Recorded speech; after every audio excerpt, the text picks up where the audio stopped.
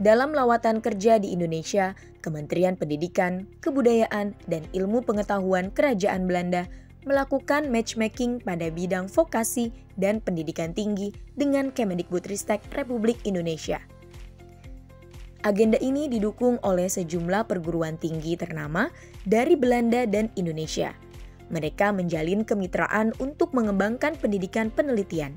Jadi hari ini kita menerima delegasi Belanda, ya, delegasi pendidikan Belanda, Pak Menteri Pendidikan dan Sains, serta para rektor dari berbagai perguruan tinggi di Belanda untuk datang ke Indonesia untuk mempererat persahabatan di antara kedua negara, terutama di dalam pendidikan dan penelitian.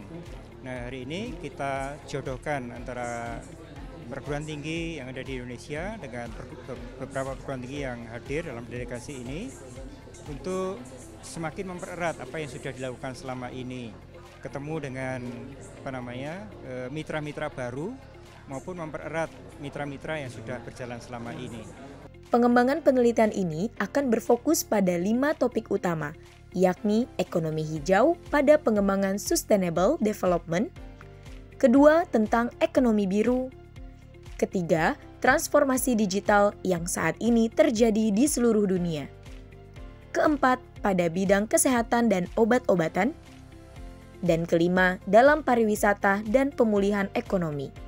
Yang akan kita kembangkan adalah riset-riset yang menjadi interest dari kedua negara. Kalau dari Indonesia, kita fokuskan prioritasnya pada 5 topik riset. Yang pertama adalah pada ekonomi hijau, pada pengembangan sustainable development. Kemudian yang kedua tentang ekonomi biru. Kemudian yang ketiga digital, jadi transformasi digital yang saat ini sedang terjadi di seluruh dunia. Yang keempat di dalam bidang kesehatan dan alat-alat obat-obatan, alat-alat kesehatan dan obat-obatan. Dan yang kelima di dalam pariwisata dan pemulihan ekonomi. Dan ini juga teman-teman dari Belanda setuju juga dengan 5 topik ini, di samping topik-topik lain yang sudah selama ini dilakukan.